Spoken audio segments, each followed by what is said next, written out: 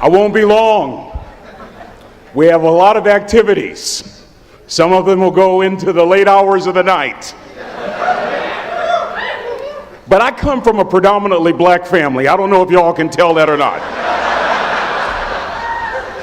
And I happen to be an ordained minister. Now that's a lethal combination when it comes to time. Give Big Daddy some chicken wings, I'll talk to you all day long. Yes, sir. But in the words of King Henry VIII, as he spoke to each of his 6 wives, I won't keep you long, but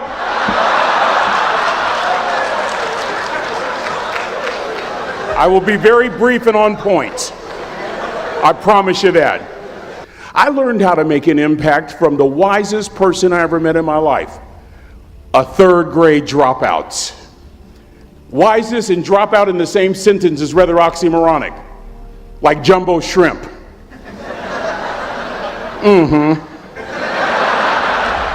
Like fun run, ain't nothing fun about it. Like Microsoft Works, y'all don't hear me. I used to say like country music, but I've lived in Texas so long, I love country music now. I hunt, I fish, I have cowboy boots and y'all, I'm a black neck redneck. Do you hear what I'm saying to you? No longer oxymoronic for me to say country music. And it's not oxymoronic for me to say 3rd grade and dropout. That 3rd grade dropout, the wisest person I ever met in my life, who taught me to combine knowledge and wisdom to make an impact, was my father. My daddy grew up in the piney woods of East Texas, a little town called Huntsville, Texas. After World War II was over, my father decided to be the only one in his family to migrate west. And in the 1950s, he found his way to the San Francisco Bay Area. Fell in love with a forklift driver. My mother was a bad mamma jamma, let me tell you right now, baby. My father gets a job as a cook, a simple cook. Wisest man I ever met in my life. Just a simple cook at some school called California Maritime Academy. I grew up on this campus. I was born and reared here, lived at 1141 Louisiana Street, Vallejo, California, 94590. My father, wisest man I ever met in my life, left school in the 3rd grade to help out on the family farm, but just because he left school doesn't mean his education stopped. Mark Twain once said, "I've never allowed my schooling to get in the way of my education." My father taught himself how to read, taught himself how to write, decided in the midst of Jim Crowism, as America was breathing the last gasp of the Civil War, my father decided he was going to stand and be a man. Not a black man, not a brown man, not a white man, but a man.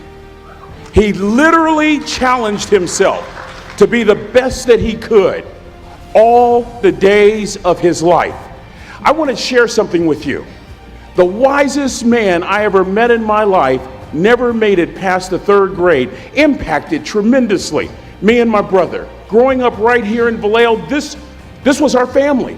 I have 4 degrees. My brother is a judge. We're not the smartest ones in our family. It's a 3rd grade dropout daddy. A 3rd grade dropout daddy who was quoting Michelangelo when he was a cook at Cal Maritime, saying to us, "Boys, I won't have a problem if you aim high and miss, but I'm going to have a real issue if you aim low and hit." A country mother quoting Henry Ford, saying, "If you think you can or if you think you can't, you're right." You see, it takes knowledge and wisdom combined to grow your influence so that you'll make an impact. You'll be a shipmate that others can count on. I learned that from a 3rd grade drop. Simple lessons. Lessons like these. Son, don't judge people. Son, I've worked at Cal Maritime. You know, I've been all over the world. I've seen good and bad in every shade. Don't judge people. The tendency of a person is to walk away from somebody that's different from them. You stay there and you get to know them. Never judge. Then he dropped Jonathan Swift on me, who said vision is the ability to see the invisible. Don't judge. Another lesson from this 3rd grade dropout. Son, you'd rather be an hour early than a minute late. We never knew what time it was at my house because the clocks were always ahead. We were on Cal Maritime. Come on, somebody. Watch this. My father had the breakfast and lunch shift here at the academy. He had to be at work at 5 o'clock. We lived on Louisiana Street, 15 minutes away. My mother said for nearly 30 years, my father left the house at 3:45 in the morning. One day she asked him, "Why, Daddy?" He said, "Maybe one of my boys will catch me in the act of excellence." I want to share two things with you. Aristotle said, "You are what you repeatedly do." Therefore, excellence ought to be a habit, not an act. Don't ever forget that. My daddy, a third grade dropout, a cook, was modeling excellence for his boys, combining academic knowledge and old school wisdom. That's what makes an impact. An impact as you go all over the world. You're not interested in making a nice impression, you want to make an impact. Lesson number 3, be kind to people. He always told us kind deeds are never lost. I get to do a lot of NFL chapels. You see some amazing things with those National Football League players. You see guys that can bench press 200, 300 pounds 20 times. You see folks that are huge, that can run like a deer. You see folks from a flat-footed position jump 40 inches, 40-inch vertical leap. I even saw a white guy do it once. But the point...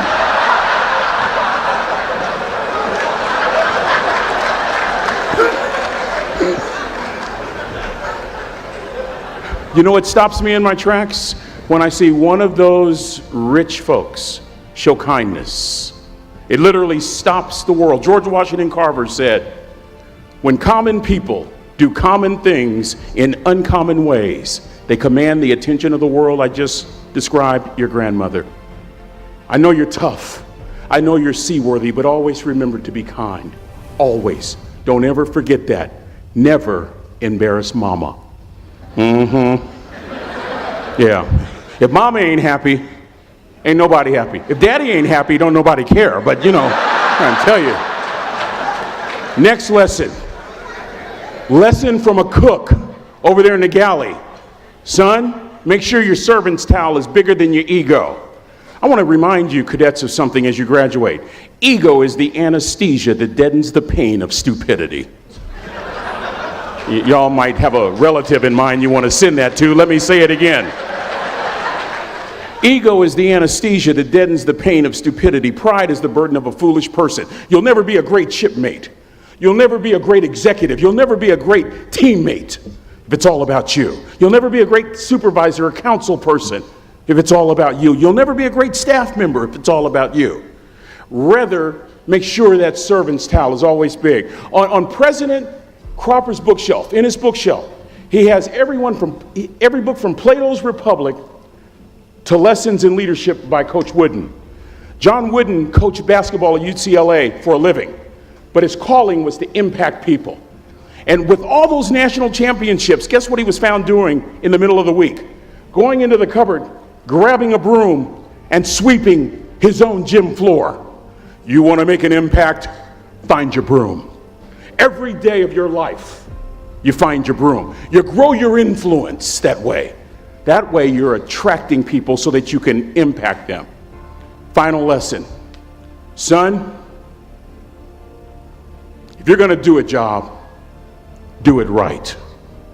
12 years ago, when Ozzie Smith walked into the Hall of Fame, he said during his induction speech, and in part I quote word for word, he said, "I've always been told how average I can be.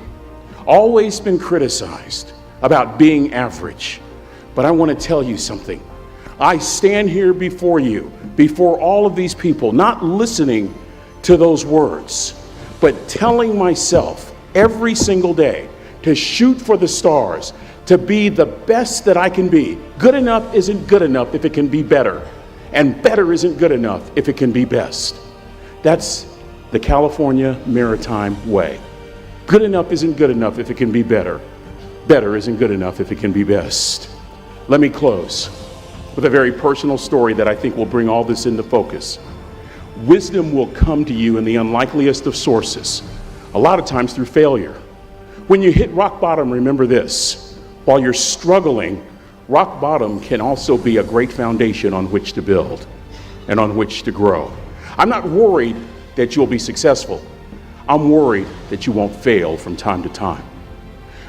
The person that gets up off the canvas and keeps growing, that's the person that will continue to grow their influence. Back in the 70s, to help me make this point, let me introduce you to someone. I met the finest woman I'd ever met in my life.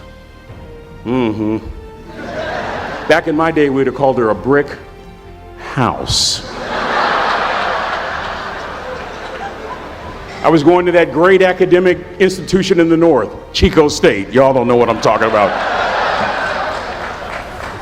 Probably studying really hard. Let me just put it to you like this. I haven't always been a preacher, if you understand what I'm saying. This woman was the finest woman I'd ever seen in my life. There's just one little problem. Back then, ladies didn't like big old linemen. The Blind Side hadn't come out yet. We're at this dance, and I find out her name is Trina Williams from Lompoc, California, and we're all dancing, and we're just excited. And I decide in the middle of dancing with her that I would ask her for her phone number. Trina was the first one. Trina was the only woman in college who gave me her real telephone number. The next day, we walked to Baskin & Robbins ice cream parlor. My friends couldn't believe it. This has been 40 years ago, and my friends still can't believe it. We go on a second date, and a third date, and a fourth date. We drive from Chico to Vallejo so that she could meet my parents. My father meets her. My daddy, my hero, he meets her, pulls me to the side and says, "Is she psycho?" But anyway, we go together for a year, 2 years, 3 years, 4 years. By now, Trina's a senior in college. I'm still a freshman, but I'm working some things out. I'm so glad I graduated in 4 terms. Nixon, Ford, Carter, Reagan. So now it's time to propose. So I talk to her girlfriends, and it's California, it's in the 70s, so it has to be outside. Have to have a candle, and you have to have, some chocolate. Listen, I'm from the hood. I had a bottle of Boone's Farm wine. That's what I had. She said yes. That was the key. I married the most beautiful woman I'd ever seen in my life. Y'all ever been to a wedding, and even before the wedding starts, you hear this? How in the world? And it was coming from my side of the family.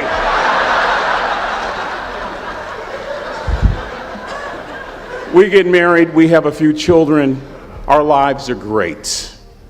One day, Trina finds a lump in her left breast. Breast cancer.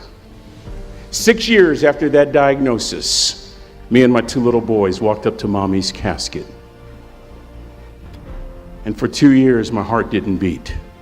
If it wasn't for my faith in God, I wouldn't be standing here today. If it wasn't for those 2 little boys, there would have been no reason for which to go on. I was completely lost. That was rock bottom. You know what sustained me? The wisdom of a 3rd grade dropout. The wisdom of a simple cook from California Maritime Academy. We're at the casket in College Station, Texas. I'd never seen my dad cry. Big, strong man. There are several alumni that remember Riggs that are here. We've been sharing stories all weekend.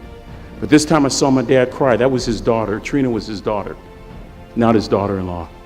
And I'm right behind my father, about to see her for the last time on this earth. And my father shared 3 words with me that changed my life right there at the casket. It would be the last lesson he would ever teach me. He said, "Son, just stand." President Cropper, Captain Bolton, Rear Admiral DeQuatro, I don't think there's anything more profound that I can share with these cadets than these words. You keep standing. You keep standing, no matter how rough the sea, you keep standing. And I'm not talking about just water. You keep standing. No matter what, you don't give up. I learned that lesson from a 3rd grade dropout who was a cook at Cal Maritime, who said, "Boy, you keep standing, no matter what." I stood, and a miracle took place. A couple of years later, my heart started to beat again. These were some of her last words to me. She looked me in the eye and she said, "It doesn't matter to me any longer how long I live. What matters to me most is how I live." Cadets, I've come here with honor, with bells on, to ask y'all one question, a question that I was asked all my life by a third grade dropout. How you living? How you living? Every day ask yourself that question, how you living? Here's what a cook in the dining center would suggest you to live this way. That you would not judge, that you would show up early, that you'd be kind, that you'd make sure that that servant's towel is huge and used, that if you're going to do something, you do it the right way. That cook would tell you this, that it's never wrong to do the right thing, that how you do anything is how you do everything. And in that way, you will grow your influence to make an impact. In that way, you will honor all those who have gone before you, who have invested in you, from teachers to grandparents to mom and dad. And when you combine that academic knowledge with that wisdom, oh my goodness, you will change the world. So to the class of 2017, it is with great honor that I say all your life, look in those unlikeliest places for wisdom. Enhance your life every day by seeking that wisdom and asking yourself every night, how am I living? May God richly bless y'all. Thank you for having me here.